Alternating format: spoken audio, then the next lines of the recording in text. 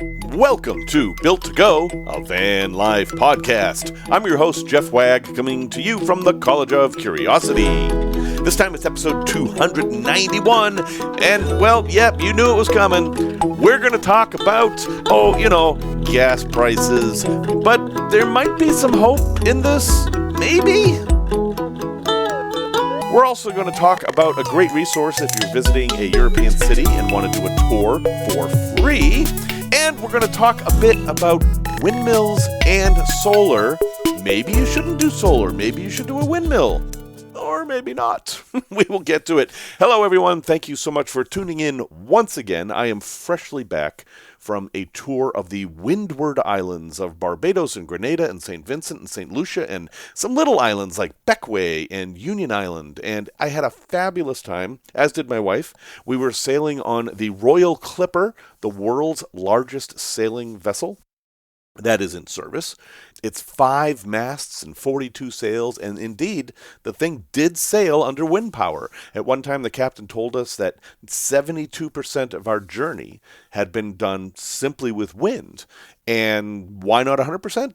Well, because schedules have to be maintained, and the wind isn't always there, so they supplement with their diesel engines, which I think is just fine. We were using a whole lot less diesel than any of the other ships out there, I can tell you that. Just in the time that I recorded the last few episodes, gas prices have gone a little crazy.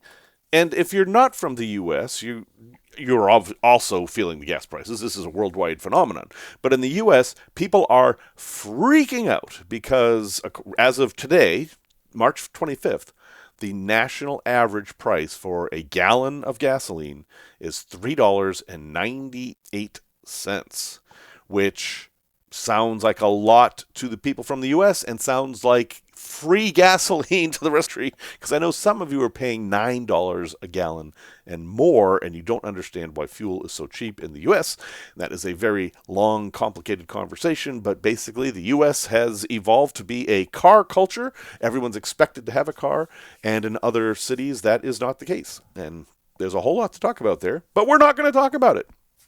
Instead, we're going to talk about the reality of sudden increased gas prices that may have upended plans for folks. I mean, if you had planned a big road trip this year, the gas costs or diesel costs are going to be significantly more than you planned. The diesel costs, never mind gasoline, diesel on average right now is $5.37. That's the average in the U.S. per gallon. And that's up just since yesterday. A year ago, it was only $3.60 a gallon. And you know what else is odd? We have this product in the U.S. called E85, which means ethanol 85%. So the gasoline's actually 85% ethanol, which comes from corn that we grow here in the U.S. It's only 15% petroleum. Well, last year about this time, E85 cost $2.60 a gallon. Right now, as of today, it's $3.16 a gallon. So it is another big increase, even though it's corn. So it's all interconnected and it's all kind of crazy. And anyway, we are having to deal with it. And so that's what we're going to do. By the way, these are not the record high prices. Those were set back in 22 as we were coming out of the pandemic. The regular unleaded high price of all time is $5.02, $5.02, and the all-time high diesel was $5.81. So, yeah, it can go up more. It can.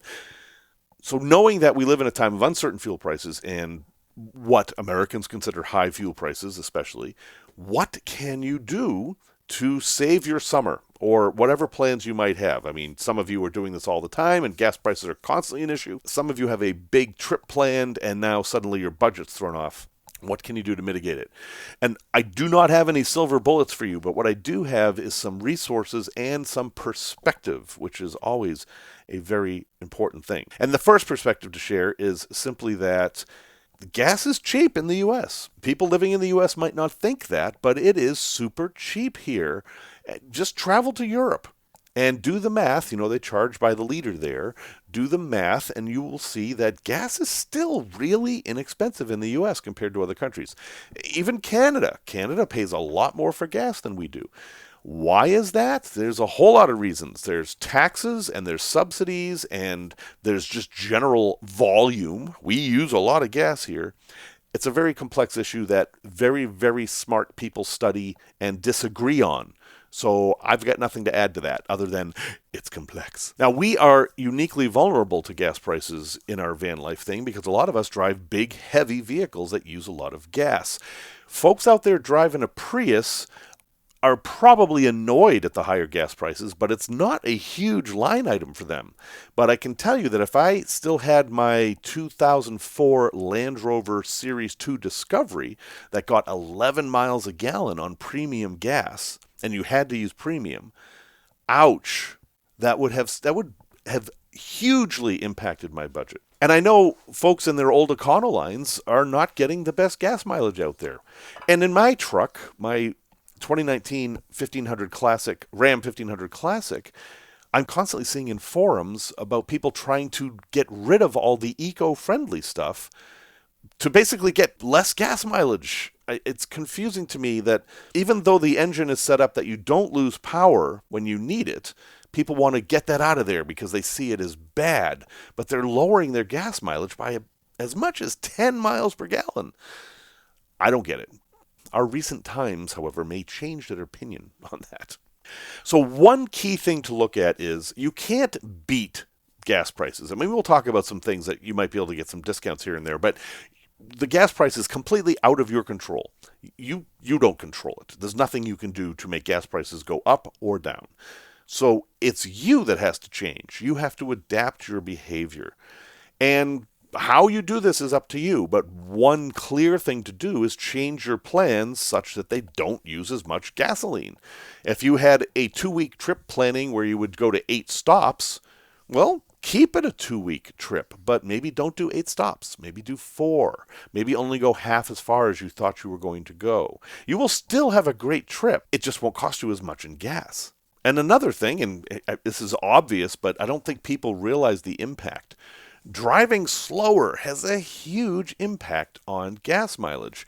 In general, most vehicles get optimum fuel distance at about 50 miles an hour. There's some variances there, but at 50 miles an hour, you're in the highest gear and you're using the least amount of fuel, so you're getting the most miles per gallon at that speed. If you go up to 60, it can go down by as much as 25%. If you go up to 70, again, it's logarithmic. The faster you go, the higher the impact. At 80 miles an hour, while you're really not doing too good on the wind resistance thing, and don't forget, we're driving bricks here. We're not driving Formula One race cars. So speed really matters. I tend to drive the speed limit these days in my later years, and with my ponderous vehicles, that's pretty much where I will stick it. If it's 65, I'm going to go 65, maybe 70, depending on how the traffic's moving. I am not trying to get there as fast as possible. I'm trying to be as optimal as possible in balancing my resources, which are, to be clear, money and time. Those are the two resources.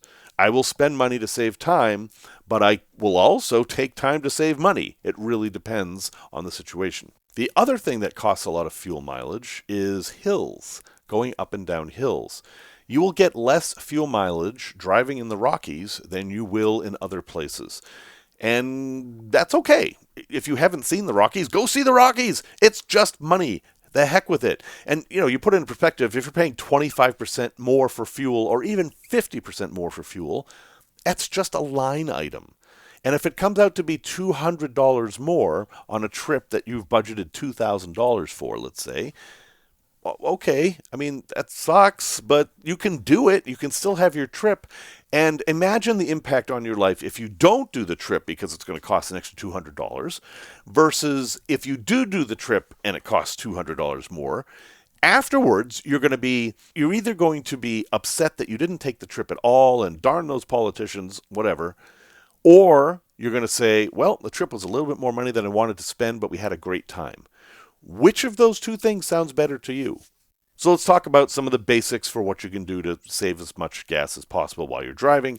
Tire pressure, make sure your tire pressure is where it should be. If it's too low, you will use more fuel because there's more friction on the tires. That's why you lower your tires when you go off-road, so you can have more friction. But for mileage on the highway, you want your tires pumped up as high as is recommended by the tire manufacturer, and you can find those numbers on the door jamb of your vehicle. Those are the numbers you should be looking at, unless you're using tires that are wildly out of spec for the vehicle. In that case, you can look at what it says on the tire, but you're going to have to figure it out. Also, try to have nothing on the roof.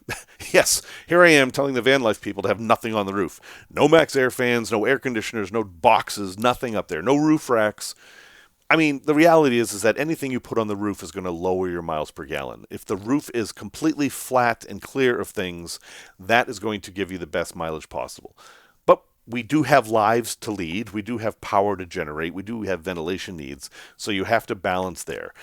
If you have something on the roof that doesn't need to be there, take it off. A truck box on the roof is going to lower your fuel mileage a lot more than one that is attached to your bumper hitch. So just consider that. Also, if you haven't built out your rig yet, if you're just at the point of deciding what kind of a rig you want, this is a major reason to not get the full-size van. If we live in a time of high fuel prices or fluctuating fuel prices, your expense for doing van life can increase much more dramatically if you have a full-size van than if you have, say, a minivan or a car even. And it's simply because these vehicles use more gas. And if you're using more of something that is volatile, that's going to impact your trips more.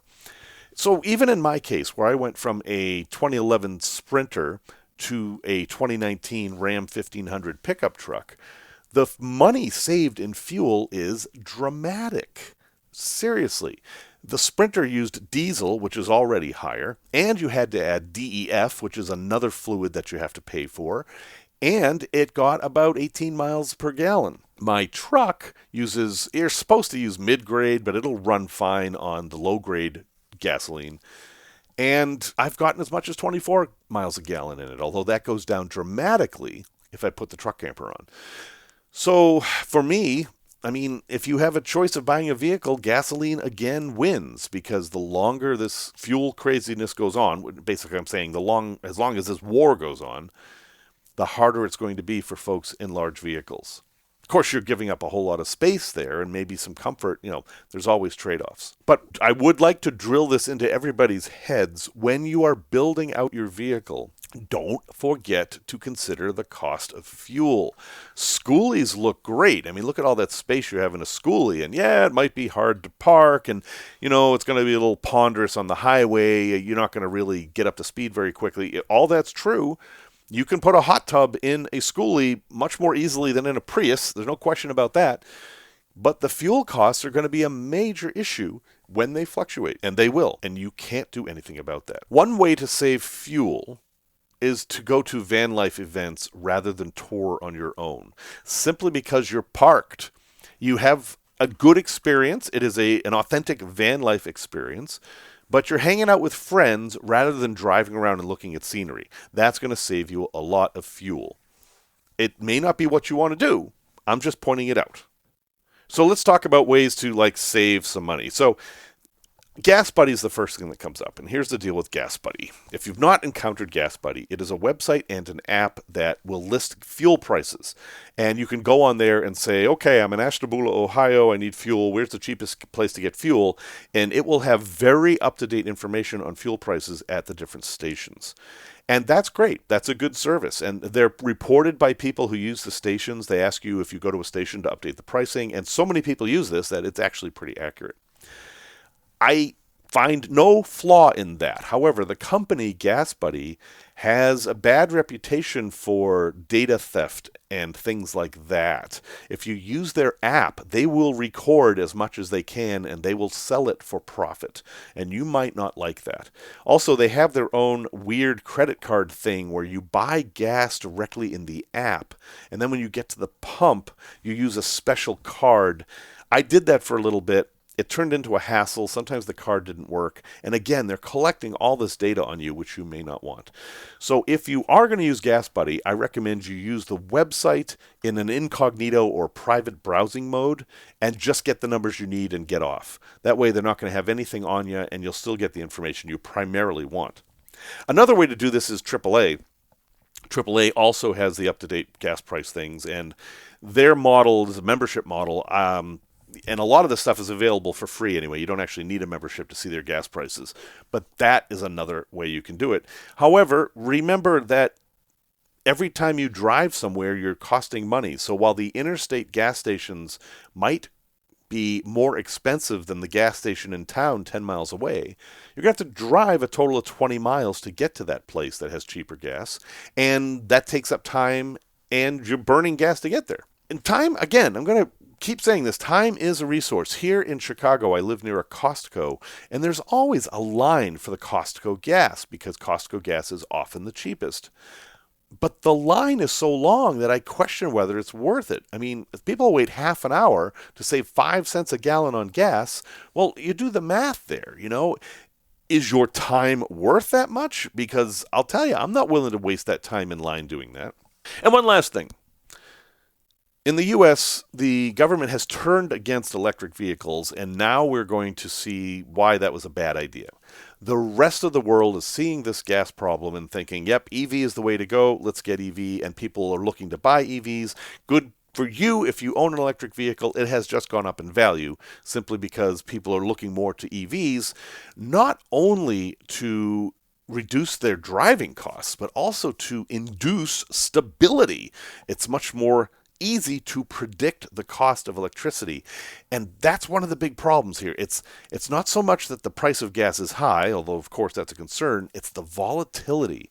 It's really hard to plan when you don't know how much your costs are going to be. And EVs help flatten that curve.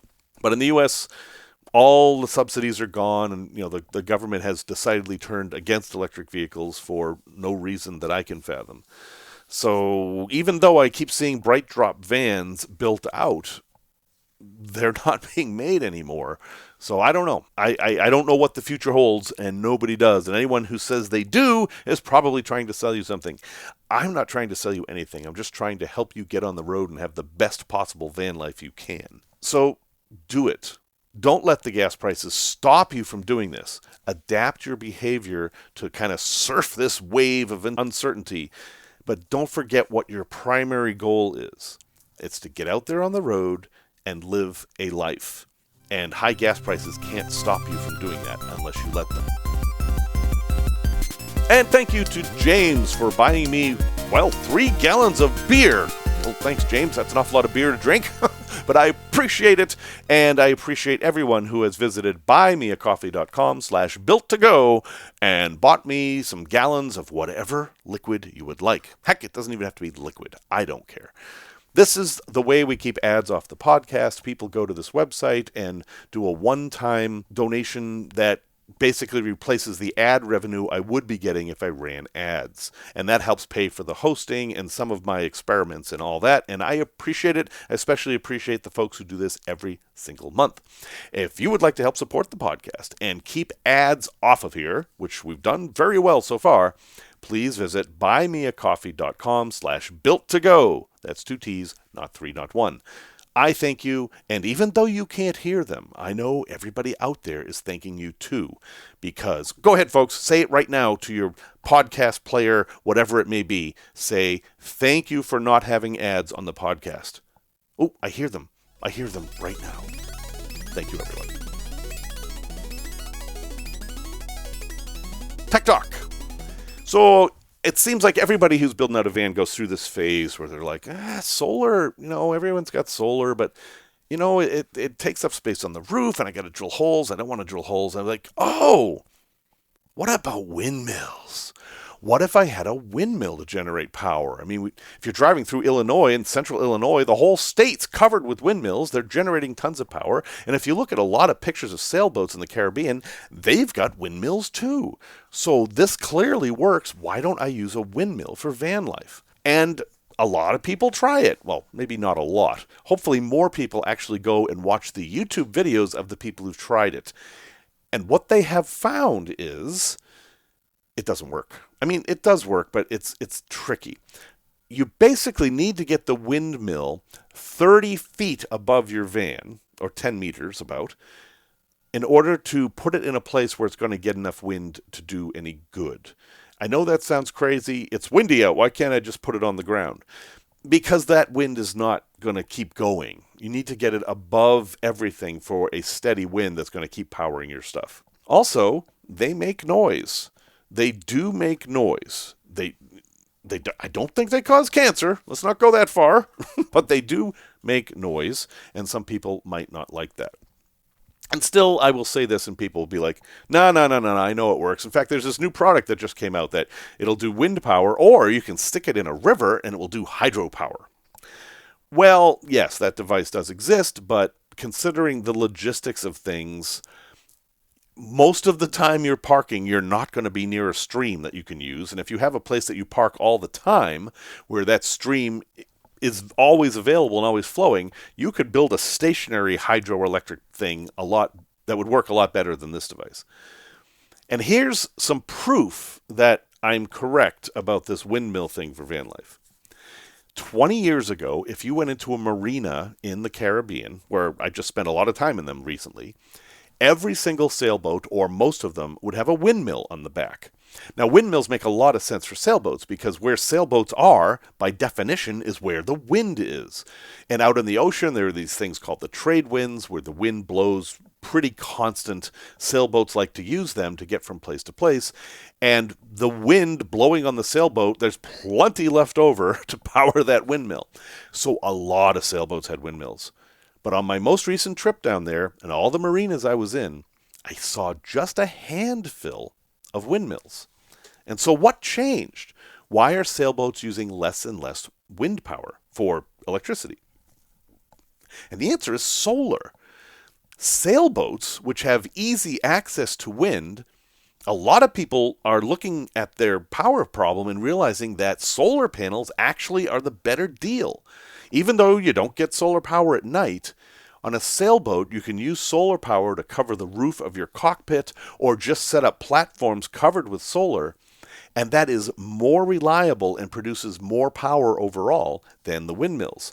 The other thing that people miss about windmills is that they have moving parts, and moving parts wear out, so they need more maintenance.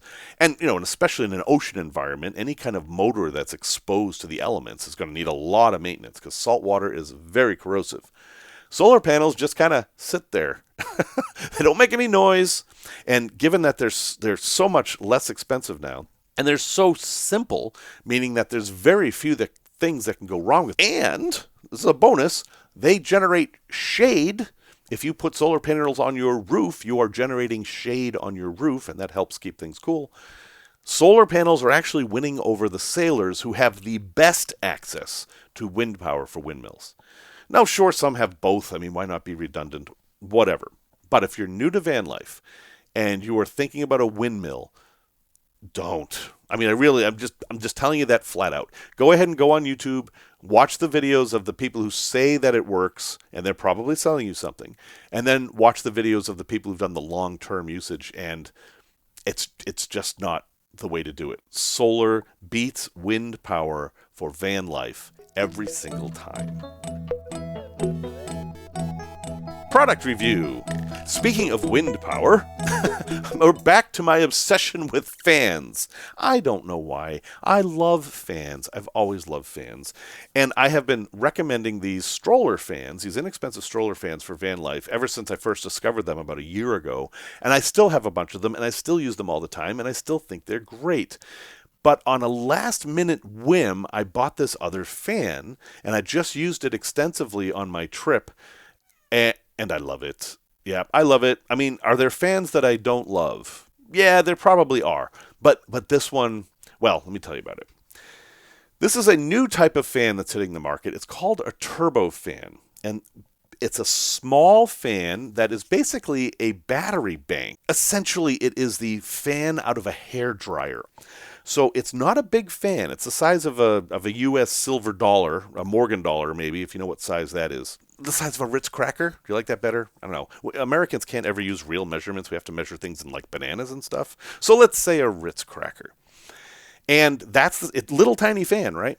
But it's incredibly fast. And it just blows air, not quite a laminar flow, but in a very direct way. And that's enough for me to sleep comfortably at night, which is my main reason for loving fans. Also, you can wear these. They come with a strap that goes around your neck and clips in, and you can wear it on your chest with the fan blowing right in your face. And there was a time in Barbados where I had to wait in line for an hour, and I loved having that thing. It really made it more comfortable. Yeah, people might have been looking at me funny, but not too many. I'm like old white tourist guy in the Caribbean. I'm not fooling anybody. I'm allowed to do all kinds of ridiculous stuff like that. The thing I really like about this fan is that it's battery powered and the battery will last all night long. In fact, it has a readout on it that tells you the percentage of battery. And I had it on for 10 hours one night on the low setting, which was enough. And I had 20% battery left. So as long as you charge it during the day, you know you have a fan that will blow on you all night long if that's what you want. Now, this one has a feature that I think is bizarre. It's got a fan, and in the middle of the fan, where the hub would be, there's a mirror, which, okay, I guess having a little mirror is handy, but that's not what it's for. It's not actually a mirror. It's a Peltier device. Peltier device is how thermoelectric coolers work. It is a solid-state device that when you apply current, one side gets hot and one side gets cool. And so basically it makes this plate cold and then blows air over it. And at first I was very confused by this because air is blowing over this plate and one side's hot and one side's cold. The air temperature is going to be the same. It's going to cancel itself out. In fact, it'll probably be a little bit warmer because there's energy loss that comes out in the form of heat. So what is the point of this gimmicky thing? And I watched a couple of videos, and the people trying to, they were like the promo videos are like, oh, and it also acts like an air conditioner. No. It doesn't. The point of the Peltier device is to create a cold plate. And no, I mean cold. When you turn this thing on, it starts to frost up almost immediately. You're supposed to rub your face with it. I don't know that I would ever want to do that, but the idea is that it's like an ice cube that you can use to rub your face, and it runs just off the battery of the fan. I never use it. In fact, they sell versions of this fan that don't have that feature, and I think if I were going to buy again, I might look at those, but I didn't test those, so I don't want to review them untested. Anyway, these things are about $20. You can use them on airplanes, you can use them in cars, you can use them waiting in line, you can use them on your nightstand. The head tilts, so you can find all different ways to have it blow on you, and it just charges with USB-C in a couple of hours, and it has a readout that tells you. Again, I love fans. My fan fanaticism really was rekindled with the Venti, and I thought that was the greatest thing ever, and I still love my Venti. But the Venti is bulky, and it takes up space if you're trying to travel minimally. It takes up too much space. This thing can fit in your pocket, and it does essentially the same thing. So I love it, and I'm probably going to buy another one because I basically don't ever want to be without it. So I have a link in Amazon. There's a bunch of companies making these. The one I am recommending is from a very strange named company, Play Hot. I think that's a terrible name for a fan, honestly. Play Hot.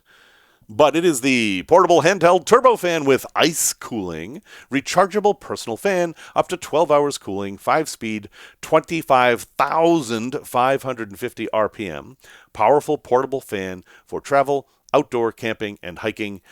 And it's black. And it does come in other colors, too. Oh, there's a coupon now, actually. It's only $17.99 if you click on the coupon. Another use for this fan, by the way, is if you're trying to start a fire, you know how you light the fire and it's not really going and you blow on it? Yeah, you don't have to blow on it anymore. Put this thing on high and point it at that little bit of a spark you have, and you'll have a fire pretty quick. Because on a high speed, you can blow things away with this. It's also a good cat deterrent. Did I happen to mention that? Maybe I shouldn't mention that. Never mind. I didn't say anything. Tales from the road. So I was just in the Caribbean, and It's funny. I was on a bunch of tours, so I was on a bunch of different vans, and I'm always talking with the tour guide about the van and how they have such cool vans that we can't get. Oh, the Toyota vans they had high aces and pro aces and some other kind, any of the aces. I love all the aces, and we can't get any of the Toyota ace products in the U.S. Thank you, chicken tax. But talking with the guys about them and how much they love their vans, everyone down there, so far as I can tell, loves Toyotas. And there's a lot of diesels down there too, but most of them are gasoline, and that's fine. And the economics down there are a little weird because for years the Southern Caribbean got their gasoline from Venezuela because it's really not that far away. And now Venezuela's all up in upheaval, etc. Don't have to delve too much into that. So I'm starting to think, well, how do these islands like St. Vincent and Grenada and such get their power? How are they powering their homes? And so I'm looking at it like from a van life perspective of, well, they're fairly close to the equator, so they're getting 11 and a half to 13 and a half hours of sunlight every day. And even though it rains a lot, it's sunny almost every day. It's a rain shower type of thing. They must have solar everywhere. So I started paying attention, and they don't. There are a few bits of solar, but where I would expect them to have solar like on most roofs, for example, or roofs, depending on how you want to pronounce that, they didn't. And at one point we went to this chocolate factory up in the mountains of Grenada. Really good chocolate, by the way, and made in like almost by hand. I was kind of amazed by this. Usually we're going to go to the chocolate factory tour, and you go and look at machines through windows, and then the gift shop's like 3 times larger than the tour. This wasn't like that. This was like they're hand picking the cocoa beans and drying them in the sun, and then hand processing them, and then they sell the chocolate in the store. And I bought a bunch of it. It was really good. But they didn't have solar panels, even though they're using solar to dry the beans, which I'm like, guys, it's all right here. You've got all the pieces. Why don't you put it together? And then out in the parking lot, there was a big nutmeg tree. Grenada is like the nutmeg island. There's nutmeg everywhere, and it's on their flag even. And the tour guide picks a piece of nutmeg and shows us that the outer husk is mace and that the inside is what's actually the nutmeg and all that. And we learn all about that, and it's fine. It was good. It was all wonderful. But I noticed next to the tree a huge pile of cardboard boxes, and they're soggy. They've been sitting there a while, and I'm like, well, that's weird. And I go over and look at them. They're solar panels. Maybe 10,000 watts worth of solar panels. Clearly not made for a van, but made for a roof. And they're just sitting there, and no one's installed them, and I don't know how long. And it's like so somebody's trying to get solar going down here, but they just haven't done it. So at this point, I'm like, well, if they're not really trying to do solar, then they must not need it, right? Because there's no urging on. So I wondered how they got their power. Some of these islands are heavily volcanic. Could they possibly be using geothermal? Maybe, like St. Lucia, where we went, they have an active volcano, and you can drive into it, and there's boiling mud and all kinds of stuff. Well, no. I was amazed when I found out how they get their power. They burn diesel. All these islands have big diesel-burning power plants, just like it's 1950. And that's where they're getting their power. Even though some of these islands are located in the trade winds, and they could use windmills, and all of these islands get tons of sunlight, I mean, this is way south of Florida, then that they're not using it. It's just like, it's frustrating because here's a clear situation where technology could really help folks, where power is actually a big problem. As air conditioning gets more and more prominent and more tourists expect everything to be air conditioned, which wasn't always the case, they need more and more power, and they're burning diesel for it. And now the diesel prices have gone way up. It's going to cost everybody. And there's another aspect to this that came from another trip.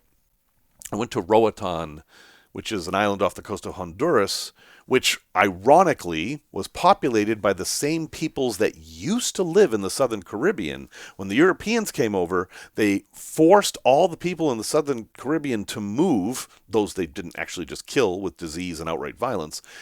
And where those people moved was primarily to Roatan, this island off the coast of Belize. So you had the Central American native population actually mix with the Southern Caribbean population of the Arawaks and Caribs and whoever else was down there. weird little fact. But on Roatan, I learned a very disturbing fact, which was that all their power, all their power processing on the entire island is owned by a guy in Texas. One guy. And he price gouges them unbelievably. Some of these houses, they're paying 50% of their income in power every month, and they're not air conditioned. It's sad and it's pathetic. So when you travel, you see things, and when you travel with a certain perspective, you see different things. And on this trip and a few others, I've been traveling on the perspective of how do these people live and how are they getting energy? And they're getting it in the worst possible way. And unfortunately, there is not enough power in the populace to change that.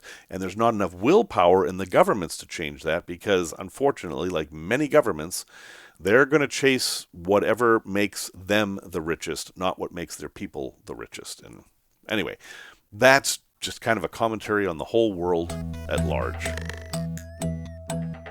Resource recommendation. A bunch of people have mentioned this to me, so I'm going to mention it finally, is Rick Steves. Rick Steves is a travel TV show guy, and I will admit, I didn't like him at first. I met him at a conference once, and he just seemed kind of smarmy to me.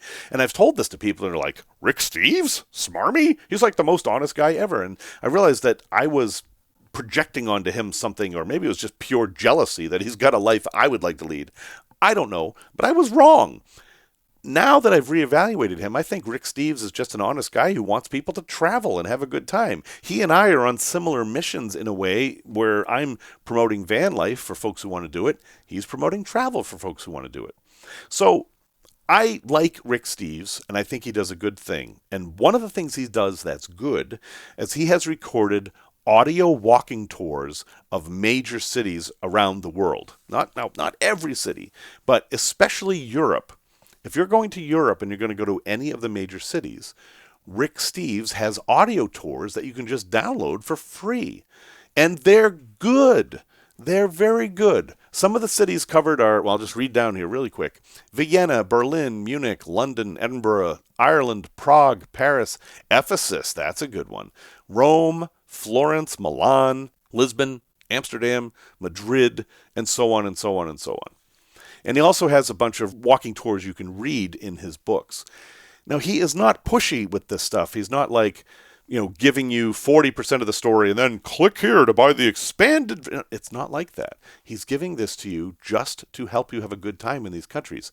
Now, their stuff is dated 2023, and they do get updated sometimes, so you have to take into account that it's 3 years later for some of these, and some of the things may have changed.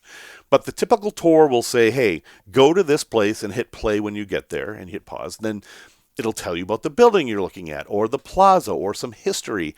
It's really cool, and it's free. It's free. So if you're traveling in Europe especially, actually, it looks like all they have right now is Europe. I might be missing a page, but major cities in Europe, definitely check it out. Rick Steves Audio Tours is all it's called. And they have an app. It's called the Rick Steves Audio Europe app. You can do that. And it also comes with maps. So in the app, you can listen, but it also bring up a map to show you where you're supposed to walk and stuff. Did I mention it's free? It's free. So that's a great resource. Well, folks, as a special gift here, I'm going to give you a little bit of conversation I had with Sherm, the RV tech we talked with a while back. When we did that interview, we kind of got off on a tangent that was welcome, but it was separate from everything else we were talking about. So I decided to save it and put it into this episode so that you can hear what we're talking about. And basically, we're going to have a conversation about content creation, the toll it takes, and what you have to do to be successful. And so here's that conversation. I've been posting on a lot of different socials. I've got an Instagram, YouTube, TikTok, and I have a Facebook page as well that's doing really well right now. Excellent. And not to toot my horn about any of this, but that's rather great. just... We're going to link it all in the show notes too, so don't feel like you have to remember stuff if you're listening. Okay. That's so nice. I'm so dang excited to be on this podcast, man. I've been listening for so long. And with my own content, I'm really just trying to get people out building on their own things. Mm-hmm. Because I find, especially working like a 9-to-5 job, it's really hard to set the time aside to work on your Yes. your dreams for a big word, I guess. Especially in your line of work, because, you're underneath someone's cabinet rewiring stuff and like, oh boy, it's my free time. I think I'll go rewire stuff. Exactly. It's a little tough to get out there and do the work, but it's feeding into my future. Me and my wife are holding off on a lot of things so we can do this road trip. Excellent. We want to try and travel around the entire US. That's the goal. Done a little bit of van life myself. I lived in my VW bus for 3 to 4 months. I was a whitewater raft guide out in the Tennessee Smoky Mountains. It was beautiful up there. Did some whitewater rafting. A lovely job. But with my content, I'm really just, with the little videos I post, I'm posting little shorts on Instagram and all of the other ones. I want to inspire people to get out and work on their stuff, because it's so hard to take the time for yourself to invest in something that you want to. Yeah, true. And so it's really important to me. I've struggled so hard. I've had burnout on my projects so much. Oh, yeah. And so I've actually been working every single day on this project. So how did you overcome burnout when it happens? Like, you're just like, I'm done with this, and you shut the door and you go back inside. How do you get back out there? You have to make the baseline promise to yourself that you show up. Yeah. Period. That's all you do. So there's some days where I'll go out, and I am so fortunate to have the house that I'm at right now. There's so many hurdles just to being able to like work on your thing every day, just having the space to work on it, having the tools to work on it, having the money to work on it. And even though me and my wife make pretty basic money, we're no rich people, we're living paycheck to paycheck. And so I'm trying to prove that anybody in the basic line can do it. Yeah, and I think they can. I absolutely can. You have an advantage of having, you've dedicated your time to learning how to do this stuff, and you have a bunch of skills and probably tools at this point that a lot of people don't have. But you didn't start that way. Absolutely not. No. Like, I got my van when I was 13 years old. Like, I didn't know what I was doing. I just started tearing wires out. And eventually, as I grew up, and watching everybody on social media having their vans build out, and it's all in the one episode, and it's like they just did all of this stuff, and it gets overwhelming. You see everybody having, I mean, there's always something to be said about like having the perfect like presentation of yourself on social media.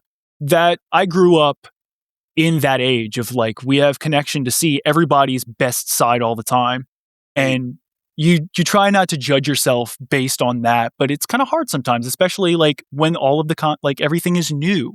Right. I grew up in the golden age of YouTube. Like, everybody's posting about their lives and everything, and it's like, well, these people are so incredible and amazing. Why me? Right. And my inverse question is, why not you? Like, That's why can't you do it? Like, nobody told you to start a podcast. And look at you here. You're almost 300 episodes in. You've got this amazing community of self DIY people who are sharing all of their knowledge in your Discord. Like, it's really inspiring. Well, just to talk about that for a second, at no time ever in human history have you been more able to create content. It is so much less of a barrier. I mean, think of it like me growing up in the 70s and 80s.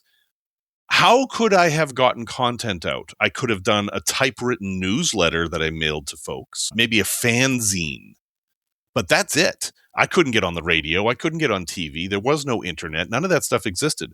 Now, all you need is a cell phone, and you can be on YouTube, Instagram, Reels, TikTok, have a podcast. You can do it all from your phone. So if this is something anybody wants to do, there are literally fewer barriers now than ever in human history. I'm interested to hear your opinion on this, because this is something I've started struggling with a little bit. I have started making money on social media, and it makes me uncomfortable. Yes, I'm in that boat too. Yep. I've kind of rationalized it in my head about how I make my videos, because the last thing I want to do is keep you glued to your screen. And that's the incentive, right? You want people to be glued to the screen so you make more money. But if you inspire people to get away from their screen, then the less people are seeing you telling them to get away from their screen. So I try to meet people like where they're at. And I think that's kind of the only way to do it. And I mean, yeah, it's a tricky thing. So for me with the podcast, I had a very specific goal when I created the podcast. I wanted to create the kind of podcast I wanted to exist while I was building out my rig. Somebody talking about van life, a whole bunch of different topics all over the place that I could listen to while I'm gluing insulation to the walls of my van. That was the purpose, and I think I've done that. My goal was never to make a lot of money, and I don't think it's possible to make large amounts of money. I mean, enough money to support yourself even with a podcast. You're competing against NPR. You're competing against, the Joe Rogans and these professional radio people who have moved to podcasts now. I mean, they just have such an advantage over you, and people only have so much time. But that doesn't mean it's not worth doing. It's just podcasts specifically aren't for making money. YouTube, Reels, all that is where it's at right now. And you're right. The way you get paid is views and time. And so for me, if I were trying to make a living doing this, which I am not, I would make some very clear lines on what I was willing to do and wasn't willing to do. I would have a time limit. Every video is going to be 15 minutes. That's it. Something like that. I would say I'm only going to take product sponsorship from products that I personally have used and approved, which is something I do right now. I mean, I'm about to do another stereo for my Ram truck that I'm going to, they sent it to me and I said, here's the deal. You're not going to pay me. You are going to send me the thing for free. I'm going to install it. I'm going to film it. I'm going to give you the content, and I'm going to be honest about my opinion of it. That's my deal. And I tell them that up front, and a lot of them won't even send it to me once I just say that. Right. Big Rob, who we talk about on the podcast sometimes, he run into this too, where they'll be like, write the review now, and then we'll send you the unit. No. What? Yeah. No.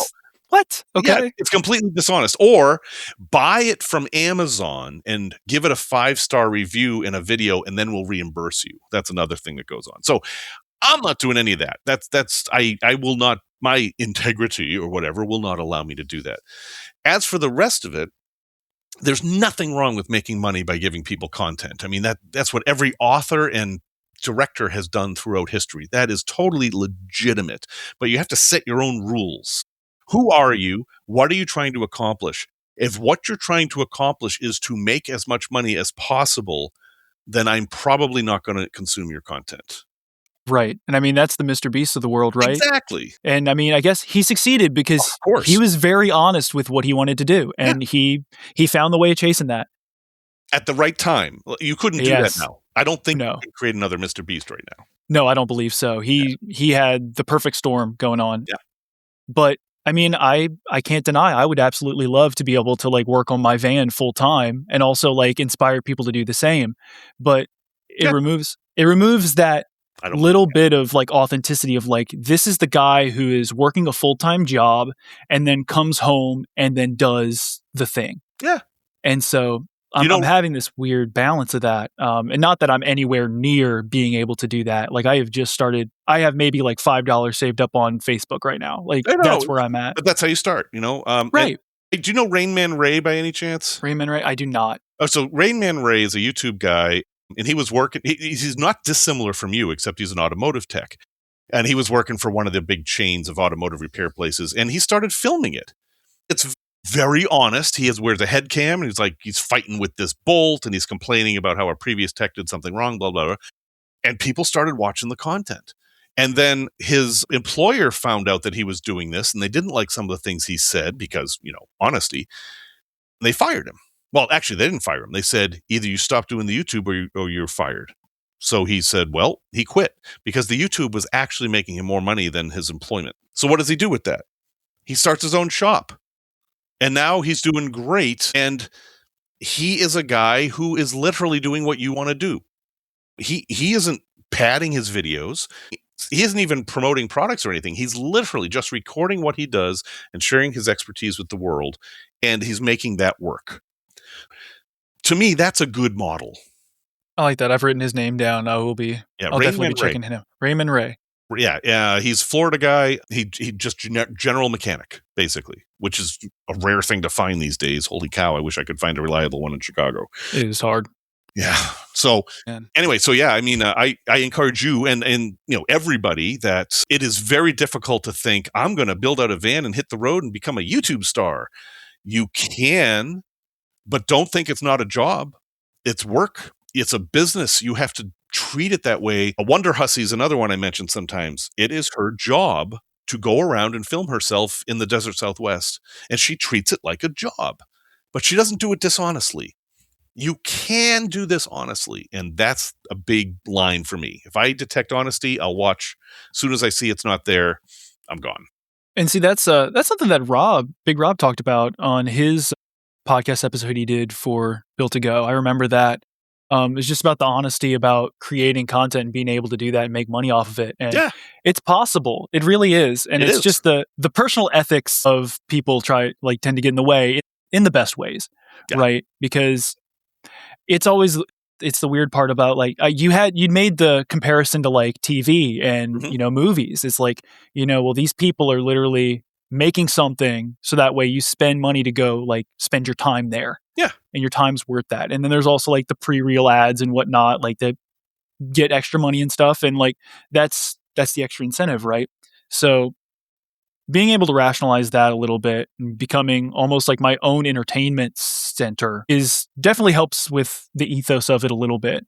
And I always try and include my videos like, hey, look, don't forget to go work on your own project. Please go out and do your own thing. Don't just sit here and watch me do this. Yeah. I want to hear about like what you have going on too. Right. And gosh, it's like a second job at this point. Cause like I had this problem recently where like me and my wife, I was sitting in bed editing a short because like I posted every single day for 2 months and it's exhausting. It is. Like I'm sitting at my job. Like I will go out in the afternoons. I'll do the work. The next morning I wake up, I write a script. I record the voice lines. I go to work on my hour lunch break. I edit my short. I come home. I have to post it. And then I have to go out and work on the bus again. And then it's rinse, repeat. And I did that for 2 months. No weekends off, just same thing every time. Yep. And me and my wife finally, we had this freeze come through. And it's like, well, I physically cannot go work on the bus today. Right. I can't do that. And so we took this awesome trip to New Orleans and we did some rock climbing over there. And we didn't get too bad of a freeze down here, fortunately. Mm-hmm. But we finally took a day to ourselves and we went rock climbing. I missed that so much. Right. And so being able to make this, I've been building up to try and make this into a second job if I can, because that's obviously that's the dream. You can. But being able to I don't know. There was always a weird sit in my stomach about telling people to go out and do their things, but at the same time, profiting off of their time. It just felt weird to me. Yeah, you got to get over that a little bit. I mean, I have the same thing, right? So I do basically my only source of income, which is, it's not income, it just covers expenses really, is buymeacoffee.com, which is the simplest, easiest, someone gives you $5 and that's it. And you say thank you. And that's good. That's perfect. That's all I want. And that allows me to not have ads because the way I was doing before to pay for it was with ads. I'd rather not have ads. So at first I was guilty, but I was like, why am I asking people to give me money? I mean, this doesn't feel right. And then I was like, well, I'm actually spending a significant amount of money to make this podcast. Not only is it the fees, not only is it the time, but I will buy something just to try it out so I can talk about it on the podcast.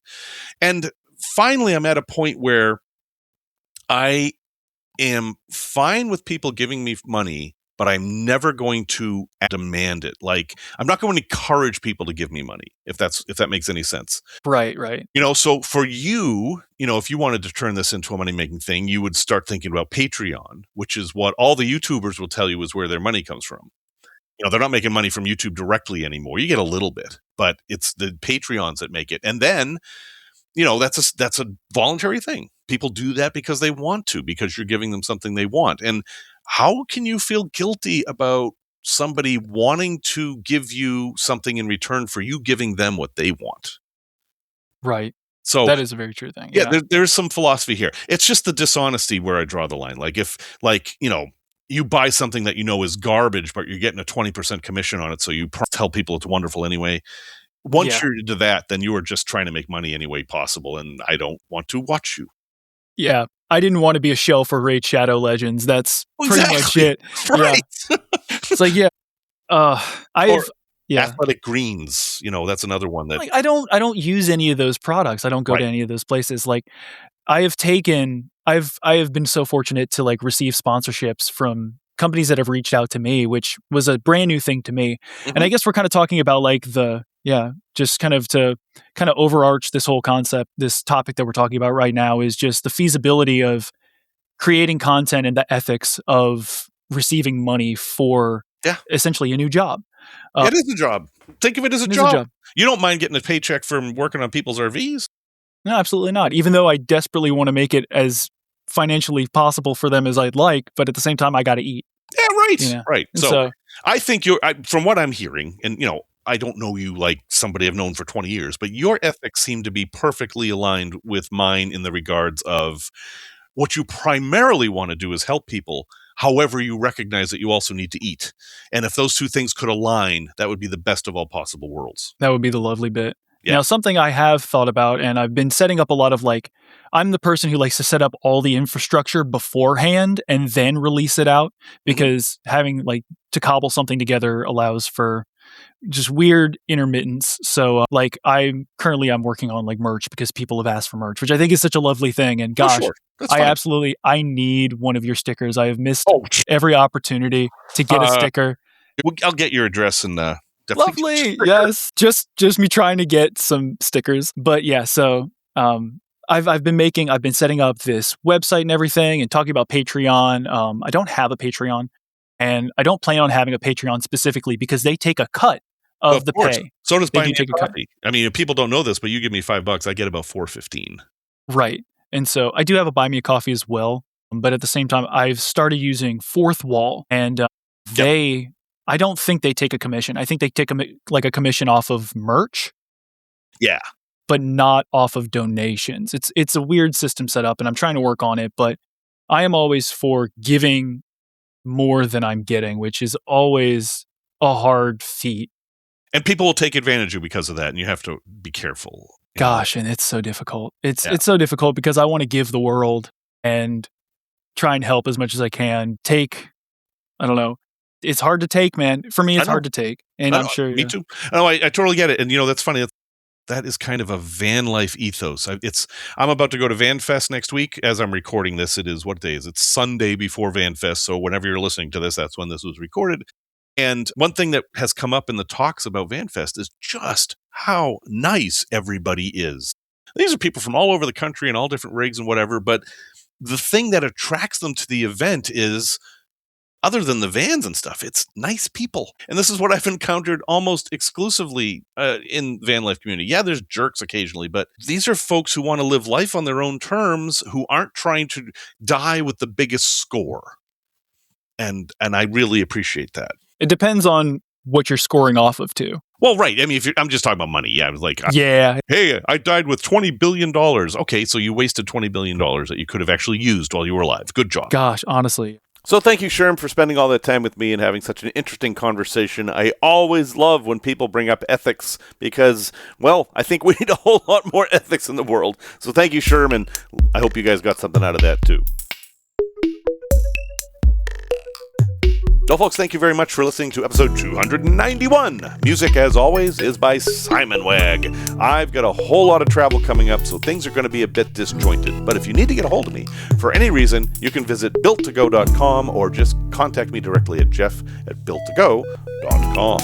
Until next time, remember the words of Arden Vale, who said, "Gas prices rise like the tide, and still we go, because some distances are measured not in dollars, but in the need to keep moving."